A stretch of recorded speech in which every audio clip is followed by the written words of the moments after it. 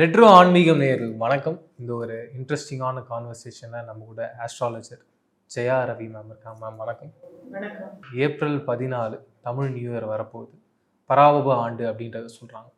இந்த ஆண்டில் 12 ராசிக்கான பலன்கள் எப்படி இருக்க போகுது, அவங்களுடைய வாழ்க்கையிலே எப்பேற்பட்ட மாற்றங்கள்லாம் இருக்க போகுதுன்னு கேட்டு தெரிஞ்சு தான் நான் வந்திருக்கேன். இந்த பராபவ ஆண்டு 2026 தமிழ் புத்தாண்டு நல்ல ஒரு சுபிக்ஷமான ஆண்டாக இருக்க வேண்டும் என்று இறைவனை பிரார்த்தனை செய்து கொண்டு ஆரம்பிக்கிறேன். நம்ம எல்லாருக்குமே ஒரு புத்தாண்டு அப்படின்னாலே ஒரு நிறைய கனவுகள் இருக்கும். இந்த ஆண்டு நல்லா இருக்கணும், சிறப்பாக இருக்கணும், சுபிக்ஷமாக இருக்கணும், எல்லாரும் க்ஷேமமாக இருக்கணும் அப்படிங்கிற மாதிரி எல்லாருக்கும் இருக்கக்கூடிய ஒரு ஆசை தான் இது. இதில் தப்பு ஒன்றும் கிடையாது. பட் இப்போ இருக்கிற கிரக சூழல், இப்போ இருக்கிற நிலை அப்படின்னு பார்க்கும்போது நான் மட்டும் இல்லை, பல ஜோதிடர்கள் பல சேனல்களில் நிறைய விஷயங்கள் சொல்லிகிட்டு இருக்காங்க. அது அஃப்கோர்ஸ் எல்லாமே கொஞ்சம் பயமுறுத்துகிற மாதிரியும் தான் இருக்குது. அது இருக்கிறத இல்லைன்னு சொல்லி பூசி மொழிகையும் பேச முடியாது. ஏன்னா சில ஃபேக்ட்ஸை நம்ம ஒத்துக்கிட்டு தான் ஆகணும். ஏன்னா இப்போ இருக்கிற நிலவரமும் அப்படி இருக்குது. இதுக்கு ஜோசியம் பார்த்து தான் தெரிஞ்சுக்கணும்னு அவசியம் இல்லை. இப்போ நம்ம உலக அளவில் நடக்கக்கூடிய விஷயங்கள் அத்தனையுமே கொஞ்சம் பயமுறுத்துகிற மாதிரி தான் இருக்குது. இப்போ விருச்சிகத்துக்கு பார்த்தீங்கன்னா பொதுவாகவே இவங்கெல்லாம் என்ன சொல்லுவாங்கன்னா அமுக்குளிங்கன்னு சொல்லுவாங்க. இவங்க ரொம்ப அதாவது நம்மள மாதிரி எப்படி லொடன்னு பேசலாம் மாட்டாங்க. ஆனால் சுற்றி என்ன நடக்குதுன்னு அப்சர்வ் பண்ணுவாங்க. நல்லா ஒரு டீப்பாக இருப்பாங்க. இவங்கெல்லாம் ஓப்பனாக இருக்க மாட்டாங்க.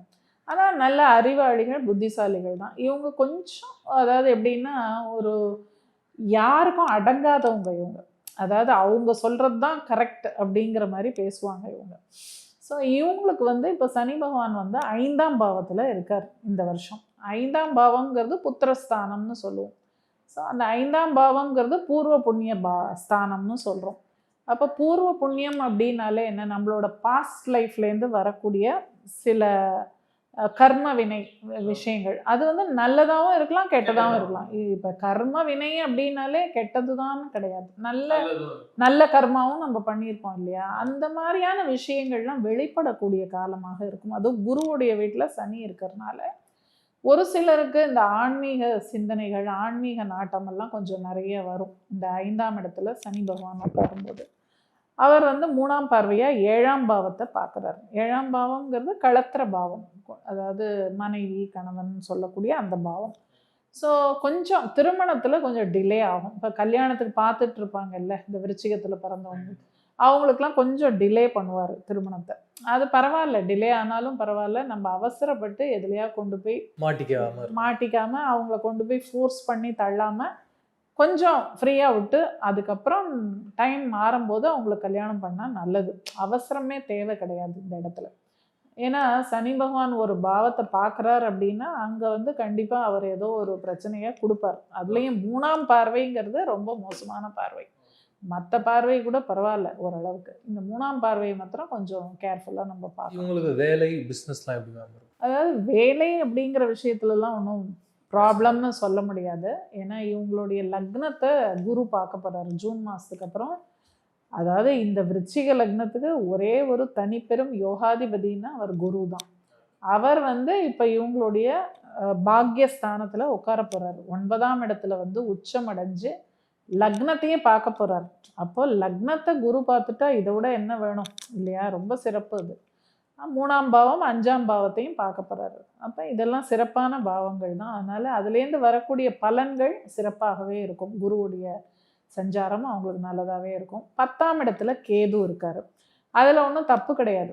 10ல் ஒரு பாம்பு கிரகம் இருந்தால் நல்லதுன்னு தானே சொல்கிறாங்க.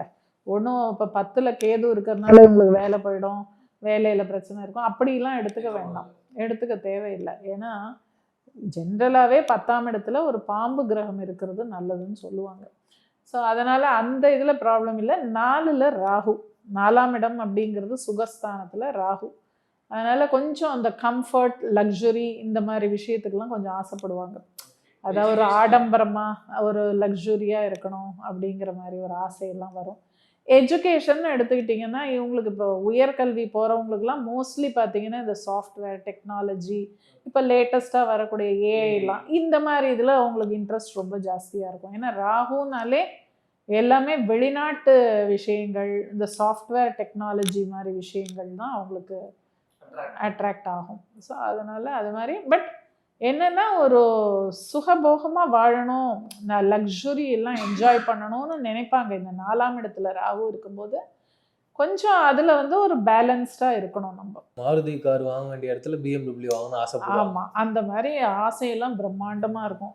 ஆனால் என்னவோ சொல்லுவாங்களே, ஆசை என்ன, ஆசை இருக்குது தாசில் பண்ண, அதிர்ஷ்டம் இருக்குது கழுதை மேய்க்கன்னு சொல்லுவாங்க. அந்த மாதிரியான கதை தான். ஆசை நிறைய இருக்கும், பட் நம்மளுக்கு ஒரு இதுன்னு இருக்கு இல்லையா, நம்ம லிமிட்ஸ் ஒன்று இருக்குல்ல, அதை தாண்டி அவங்க யோசிக்கிறது ஆபத்தாக இருக்குது. அப்போ லோன் எதாவது வாங்குவாங்க? லோன் ஏன்னா இவங்க வந்து அதான் சொல்கிறேன், ஆடம்பரம்னு ஆசைப்பட்டாங்கன்னா நேச்சுரலி எல்லாருமே ரெடி கேஷ் வச்சு தான் எல்லாம் பண்ணுறாங்க. எல்லாருமே இப்போ லோன், இஎம்ஐ எல்லாம் இப்போ அப்படி தானே ஆயிடுச்சு. அதனால் நேச்சுரலி லோன் எடுக்கும்படியான ஒரு சூழலில் கொண்டு போய் தள்ளப்படும். அது திருப்பி கட்டுற சக்தி அவங்களுக்கு இருக்குமா? மேபி அவங்க இந்த வருஷம் சஞ்சாரம் அவங்களுக்கு வந்து கொஞ்சம் சாதகமாக இல்லைனாலும் அடுத்த வருஷம் திரும்பி கிரகங்கள்லாம் மாறிக்கிட்டே தானே இருக்கும். அண்ட் அவங்களோட சுய ஜாதகத்தில் சப்போஸ் அவங்களுக்கு நல்ல அமைப்புகள் இருந்ததுன்னா வாங்கலாமே, லோன் வாங்கக்கூடாதுன்னு ஒன்றும் இல்லை.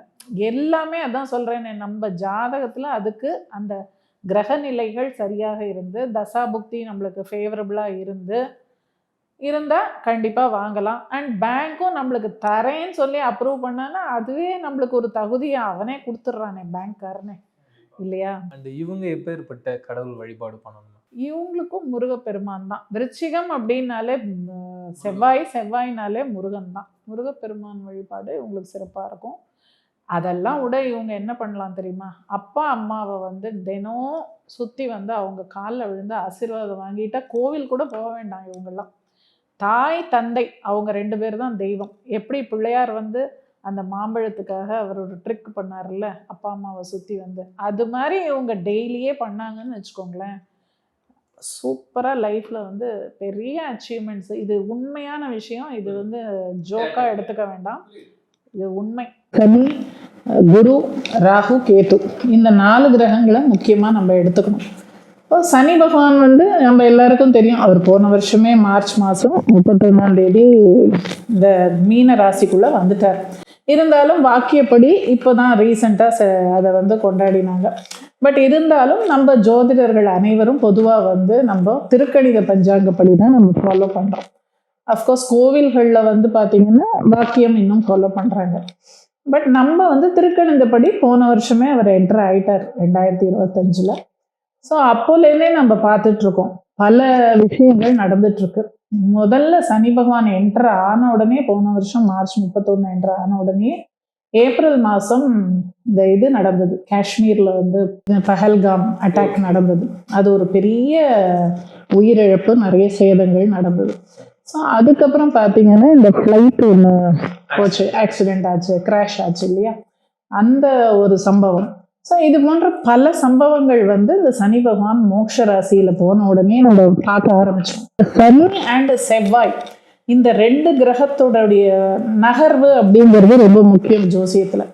ஸோ அந்த நகர்வை பேஸ் பண்ணி தான் நிறைய விஷயங்கள் நடக்குது. இப்போ வந்து செவ்வாய் வந்து கும்பத்தில் இருக்கார், அவரும் நகர்ந்து இப்போ மீனத்துக்கு போயிட்டு இருக்காரு. சனியோட க்ளோஸாக கன்ஜங்க்ட், அதாவது சேர்க்கை அப்படிங்கிற ஒரு நிலை வரும்போது இன்னும் பல கஷ்டமான விஷயங்கள் இருக்கதான் இருக்கும். போர் சம்பந்தப்பட்ட விஷயம் ஆல்ரெடி அது தொடங்கி நடந்துட்டு இருக்கு.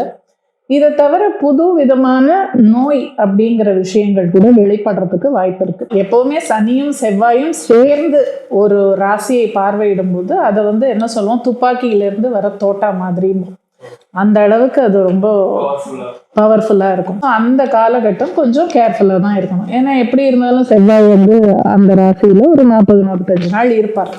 ஸோ அந்த பீரியடில் கொஞ்சம் நம்ம இந்த சனி செவ்வாய் சேர்க்கைங்கிறத கொஞ்சம் கவனிக்கணும். அப்போ சூரியன் வந்து அஃப்கோர்ஸ் இந்த புது வருஷம் வந்தோடனே அவர் மேஷத்துக்கு வந்துடுறாரு. அவர் கேதுவோட நட்சத்திரத்தில் தான் ஃபஸ்ட்டு அஸ்வினியில் தான் சஞ்சாரிப்பார். ஸோ இப்போ கேதுவும் பார்த்தீங்கன்னா சூரியனுடைய வீட்டில் தான் இருக்கார், சிம்மத்தில் இருக்கார், 5ஆம் இடம். அவரும் வந்து இப்போ இந்த மாத கடைசியில் மகம் நட்சத்திரத்துக்குள்ள தன்னுடைய நட்சத்திரத்திலே என்ட்ரு ஆக போகிறார். அப்பவும் பார்த்தீங்கன்னா இந்த நோய் அப்படிங்கிற தாக்கங்கள் இதெல்லாம் இருக்கும்.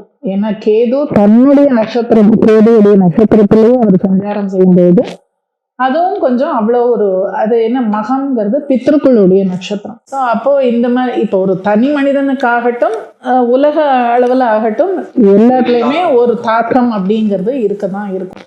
ஸோ நம்ம உலக அளவில் உலகியல் ஜோதிடம்னு பார்க்கும்போது இந்தியாவை பொறுத்து மட்டும் ஓரளவுக்கு நம்ம சேஃப் ஜோன்ல இருக்கோம் அப்படின்னா கூட மற்ற இடங்கள்ல சுத்தி நடக்கக்கூடிய விஷயங்கள் நம்ம நாட்டுக்கும் சில தாக்கங்களை ஏற்படுத்தும். இப்போ குரு அப்படின்னாலே பொதுவாகவே அவரை என்ன சொல்றோம், தனகாரகன் அப்படின்னு சொல்றோம், புத்திரகாரகன் அப்படின்னு சொல்றோம். ஸோ ஒரு ராசி மண்டலத்துல குரு பகவானுக்கு பார்த்தீங்கன்னா கிட்டத்தட்ட ஒரு 7, 8, 9 வீடுகளுக்கு அவரை வந்து இன்சார்ஜா போட்டாங்க. அதாவது பணம், காசு, பொருளாதாரம் சம்பந்தப்பட்ட விஷயம், திருமணம் போன்ற விஷயங்கள், அதுக்கப்புறம் பார்த்தீங்கன்னா நம்ம குழந்தை பாக்கியம். ஸோ இந்த மாதிரி விஷயங்களுக்கெல்லாம் குரு பகவானே காரகமாக வர்றாரு. அவர் வந்து இப்போ கடகத்தில் வந்து உச்சமாக போகிறார். அப்போ அவருக்கு அது ரொம்ப உகந்த இடம். கடகம் அப்படிங்கிறது காலச்சக்கரத்தினுடைய 4ஆம் இடம். அது வந்து சுகஸ்தானம் அப்படின்னு சொல்கிறோம். அப்போ வண்டி, வாகனம், பொருள் சேர்க்கை, சொத்து எல்லாமே அங்கதான், இந்த கடகத்துல தான் இருக்கு. அப்போ இது ஒரு நல்ல விஷயமா எடுத்துக்கலாம். அதாவது இவ்வளோ கெட்ட விஷயத்துலயும் கொஞ்சம் ஏதோ ஒரு நல்லது அப்படிங்கிறது ஒரு ஆறுதல், அவ்வளவுதான். அதே மாதிரி அந்த குரு என்ன பண்ணுவாரு, கடகத்துல வந்து உட்காரும் போது தன்னுடைய 9ஆம் பார்வையா சனி பகவானை பார்ப்பாரு. அதாவது சனி பகவான் இப்போ வந்து தன்னுடைய வீட்டுல, அதாவது குருவுடைய வீட்டுல தான் இருக்கார். அவர் 9ஆம் பார்வையா பார்க்கும்போது சனி பகவான் வந்து கொஞ்சம் காம் ஆவார். அதாவது இத்தனை நாள் வந்து அவர் ரொம்ப உக்கிரகமா இருந்தார். ஆக்சுவலி சனி பகவானை பார்த்து நம்ம யாரும் பயப்பட வேண்டியதில்லை. அவரும் வந்து ஒரு போலீஸ்காரன் மாதிரி நம்மளெல்லாம் வந்து தண்டிக்கிறதுக்காக அவர் வரல. நம்மளுக்கெல்லாம் ஒரு நல்ல பாடத்தை சொல்லி கொடுக்க தான் வர்றார். இப்போ மனித இனம் வந்து நம்மளும் நிறைய தப்பு பண்றோம். அதாவது இயற்கையை வந்து எக்ஸ்ப்ளாய்ட் பண்றோம். ரொம்ப இயற்கையை வந்து நம்ம சௌரியத்துக்கு எல்லா விஷயத்தையும் நம்ம இந்த சீர்கேடுன்னு சொல்லுவாங்க இல்லையா, அதெல்லாம் நம்ம பண்ணிட்டு இருக்கோம். ஸோ இதுக்கெல்லாம் யாரா ஒருத்தர் வந்து கண்டிக்கணும் இல்லையா. ஒரு தண்டனை அப்படின்னு ஒன்று இருந்தால் தான் நம்மளுக்கு பயம் அப்படிங்கிறது ஒன்று வரும். ஸோ அது மாதிரி தான் இப்போ சனி பகவான் பண்ணுறாரு ஒழிய அவருக்கு ஒன்றும் நம்மளெல்லாம் வந்து அழ வைக்கணுங்கிறது அவரோட இன்டென்ஷன் கிடையாது. ஏன்னா இதை போய் நம்ம வீட்டில் அப்பா அம்மாவோ இல்லை பெரியவங்களோ இல்லை ஒரு காலேஜில் ஒரு டீச்சரோ லெக்சரரோ சொன்னால் நம்ம கேட்க போகிறதில்ல. ஆனால் இப்படி ஒரு கண்ணுக்கு தெரியாத ஒரு சக்தி வந்து நம்மளை பனிஷ் பண்ணும்போது தான் மனுஷனுக்கு ஒரு பயம் அப்படிங்கிறது வருது. இருந்தாலும் பொதுவாகவே இந்த மாதிரி ஒரு போர் சூழல், இந்த மாதிரி ஒரு ரௌத்ரமான சில விஷயங்கள், சில சீர்கேடுகள் இதெல்லாம் நடக்கிறதுக்கு முருகப்பெருமான் தான் பெஸ்ட்டு. ஏன்னா போர் அப்படின்னாலே செவ்வாயை தான் நம்ம சொல்கிறோம். செவ்வாய்க்கு கடவுள் யாருன்னா முருகப்பெருமான் தான். அப்போ எப்பேற்பட்ட இந்த மாதிரியான ஒரு சூழலில் கூட நம்மளை காப்பாற்றி கொண்டு வரதுன்னா முருகன் ஒருத்தர் தான் பண்ண முடியும். ஸோ அவரை வேண்டிட்டாலே எல்லாருக்குமே, அதாவது இது வந்து இவங்களுக்கு தான் அவங்களுக்கு தான் இல்லை, உலகத்துக்கே நான் சொல்கிறேன், முருகப்பெருமான் வேண்டிட்டா எல்லா கஷ்டத்துலேருந்தும் நம்மளை அவர் காப்பாற்றிடுவார். ஸோ அது ஒரு சிறந்த வழிபாடாக நான் சொல்லுவேன்.